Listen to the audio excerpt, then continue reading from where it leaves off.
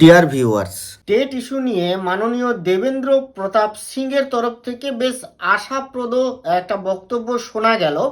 এই দেবেন্দ্র প্রতাপ সিং হচ্ছে member of legislative council Uttar Pradesh. ইনি আগে কিন্তু সমাজবাদী পার্টির নেতা ছিলেন, বিধায়ক ছিলেন, পরে ইনি ভারতীয় জনতা পার্টির পক্ষ থেকে বিধায়ক। তো ইনি যে বক্তব্যটি বললেন তা কিন্তু বেশ মানে আশাপ্রদ বলা যায়, কারণ ইনি স্পষ্ট বক্তব্য যেটি বললেন যে কেন্দ্র কিন্তু বিল আনতে চলেছে। যদি লোকসভা সেশনে থাকে তাহলে সেই ততদিনে যদি বাজেট সেশন ধরুন শুরু হয়ে যায়, এই বাজেট সেশনেই বিল আনতে পারে, আর যদি না থাকে তাহলে অর্ডিন্যান্সও আনতে পারে। এরকমই চিন্তাভাবনা কেন্দ্রীয় তরফে চলছে, কারণ তিনি মুখ্যমন্ত্রীর সাথেও সাক্ষাৎ করেছেন এবং বিভিন্নভাবে খবর নিয়েই নাকি জানাচ্ছেন, এরকমই তার একটি ভার্সন বা বক্তব্য এসেছে। তো এখানে কিন্তু যদি এইরকম বিল আনে, দেখুন তিনি স্পষ্টভাবে বলেছেন, যেটি আমি অনেক আগে থেকেই বলছিলাম, যে কোনো দিকে ছুটাছুটির দরকার নেই, কারণ কেবলমাত্র শিক্ষকদের দুটি পথ খোলা আছে। একটি হয় সেটি কি হবে না, রিভিউ পিটিশন, সুপ্রিম কোর্টের তরফ থেকে যে কোনোভাবেই হোক, সুপ্রিম কোর্টের তরফ থেকে এই আইনটির মডিফিকেশন হবে বা নতুনভাবে এটিকে সুপ্রিম কোর্ট ভাববেন, বিবেচনা করবে এবং একটি রায় আসবে শিক্ষকদের পক্ষে। যদি পক্ষে হতে পারে পক্ষে, নতুবা বিপক্ষে, যে কোনোভাবেই হোক এটা সুপ্রিম কোর্টের তরফে এই সমস্যার সমাধান হবে, নতুবা সরকারের তরফে, পার্লামেন্টের তরফে পার্লামেন্টারি কোনো ল বা বিলকে অ্যাক্ট করে এটা পালন করা যেতে পারে, হতে পারে। এই দুটি ছাড়া এখন শিক্ষকদের আর কোনো উপায় নেই। একেবারে তৃতীয় উপায় যেটি পড়ে রয়েছে সেটি হচ্ছে টেট পাস করে ফেলা। তার জন্য অবভিয়াসলি সরকারকে নোটিফাই করতে হবে, টেট পরীক্ষার বন্দোবস্ত করতে হবে, তবেই তো শিক্ষকরা করতে পারবেন। না হলে তো এটা শিক্ষকরা করতে পারবেন না, এমনি তো কোথাও গিয়ে কিছু বসে পড়লেই তো হবে না। তাহলে এই দুটো যে প্রক্রিয়া তিনি বিশেষভাবে উল্লেখ করলেন, যে এই কেবলমাত্র শিক্ষকদের দুটি অপশান, তার মধ্যে সরকারের তরফ থেকে যেটি করার দরকার সেটি কিন্তু সরকার ভাবছে।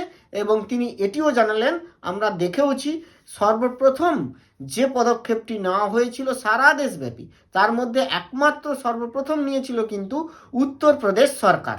তো তারই পদক্ষেপ হিসাবে আমরা দেখেছি, এবং আপনারা জানেন যে সমস্ত রাজ্যকে এই তথ্য পাঠাতে বলা হয়েছে। 16ই জানুয়ারি পর্যন্ত টাইম দেওয়া হয়েছিল। তো 16ই জানুয়ারির মধ্যে সমস্ত রাজ্য তথ্য পাঠাচ্ছে। এবারে এটা হয়তো অনেক রাজ্য সময় নিচ্ছে।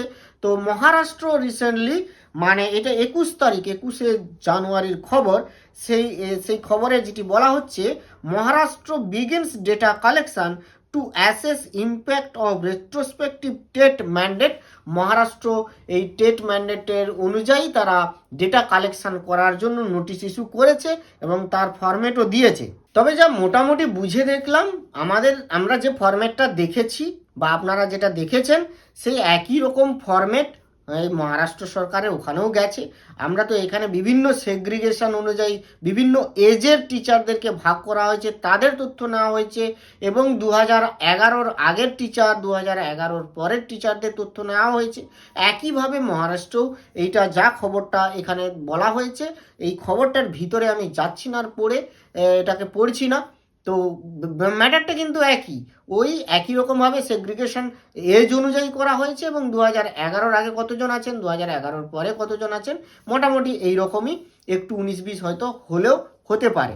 যাই হোক, তাহলে সমস্ত রাজ্যকে পাঠানো হয়েছে এবং তারা কিন্তু অ্যাক্টিভলি এটা ডেটাটা পৌঁছে দিচ্ছেন কেন্দ্রের কাছে।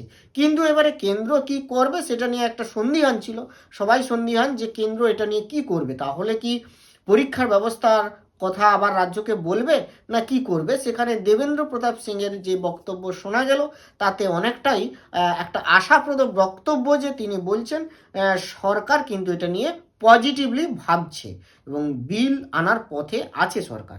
এটা তো একটা ব্যাপার গেল, কিন্তু যেটা এবারে আইনি পথে যেটা দেখে নিই আমরা, যে সুপ্রিম কোর্টে কিন্তু রিভিউ পিটিশন এখনও চলছে। 15ই জানুয়ারিতে লাস্ট রিভিউ পিটিশনের ফাইল জমা পড়েছে, যেটা সুপ্রিম কোর্টের সাইট থেকে তথ্যটি পাওয়া যাচ্ছে। এই মোট এতগুলি আপনারা জানছিলেন, তার মধ্যে তারপরে লাস্ট এই যে 2626 আর 2700, এই ডায়েরি নম্বর দিয়ে এই রিভিউ পিটিশনগুলি এসেছে। এই যে দেখুন 2700 যে লাস্টে যে ডায়েরি নাম্বারের যে ফাইলটি রিভিউ পিটিশনটি, সেটি ফাইল হয়েছে 15/1/2026। তবে এর মধ্যে দেখুন এর 26 এটিও কিন্তু পেন্ডিং কেস স্ট্যাটাস। এর আগে আমি যেটা দেখাতে চাইছি, এই যে 1576 নম্বরের যে ডায়েরি নম্বর যে রিভিউ পিটিশনটি, এইটি দেখুন 9/1/2026 ফাইল করা হয়েছিল। এইটি কিন্তু ডিফেক্ট লিস্টে পড়ে গেছে। এটি ডিফেক্ট লিস্টে চলে গেছে, 90 দিন টাইম পাওয়া যাচ্ছে। তার মানে বুঝতেই পারছেন যে এটা কিন্তু খুব লেংদি হতে চলেছে এবং এটার কিন্তু এত সহজে কোনো রায় হবার আশা আমি অন্তত দেখছি না। কারণ সবাই যদি এরকম ডিফেক্ট লিস্টে যায় এবং এখনও রিভিউ পিটিশন জমা হতে থাকে, তাহলে প্রত্যেকেই প্রায় 90 দিন টাইম পান। এই 90 দিন করে করে এরকমটা চলতে থাকলে তাহলে এটা কিন্তু দীর্ঘায়িত হবে। ফলে এর ভবিষ্যৎ কি হবে, হয়তো 2 বছর যে টাইমটা আছে সেটা হয়তো আরও দীর্ঘায়িত হতে পারে। অর্থাৎ সুপ্রিম কোর্টের কাছ থেকে অন্ততপক্ষে একটা অর্ডার আনা যে এই ডেটটাকে অন্তত এক্সটেন্ড করা হোক, সেইটা হয়তো হলেও হতে পারে। জানি না কি হবে এই ম্যাটার নিয়ে। পরবর্তী আমাদের নির্দেশগুলোর দিকে তাকিয়ে থাকা, খবরগুলির দিকে তাকিয়ে থাকা, আইনি পথটা কিন্তু দীর্ঘায়িত হবে। তার মধ্যে সরকারের যদি কোনো পদক্ষেপ আসে সেটা অত্যন্তই একটা সুখবর হবে নিশ্চিত। সরকারি যদি খবরটা সুখবরের মতোই হয় তাহলে কিন্তু অনেক টিচার, অ্যাটলিস্ট বিশেষত সমস্ত রাজ্যে কিন্তু বেশিরভাগই জোর দেওয়া হচ্ছে প্রাইমারি টিচারদের উপরে। আপার প্রাইমারি টিচাররাও আছেন, আর আমাদের ওয়েস্ট বেঙ্গলে তো আপার প্রাইমারি টিচার, সেটা আমি তো বলেইছি এর আগে যে আপার প্রাইমারি টিচার নেই, তবুও সরকার কি করে সেই দিকে আমাদের কিন্তু তাকিয়ে থাকা। যাই হোক, আজ এই পর্যন্ত। ভালো থাকবেন, সুস্থ থাকবেন, ধন্যবাদ।